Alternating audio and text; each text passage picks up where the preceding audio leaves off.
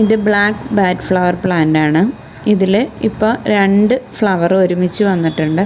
ഈ പ്ലാന്റ് ഒരുവിധം നല്ല മെച്യൂർഡായി. ഇപ്പോൾ ഇതിൽ സീഡുകൾ വന്നു തുടങ്ങി. കഴിഞ്ഞ ഫ്ലവറിൽ ഒരു 5 സീഡ് പോട്ട് കിട്ടിയിട്ടുണ്ടായിരുന്നു. അതിനുശേഷം വരുന്ന ഫ്ലവറാണിത്. ഇപ്പോൾ ഇത് 2 എണ്ണം വന്നിട്ടുണ്ട് ഒരുമിച്ച്.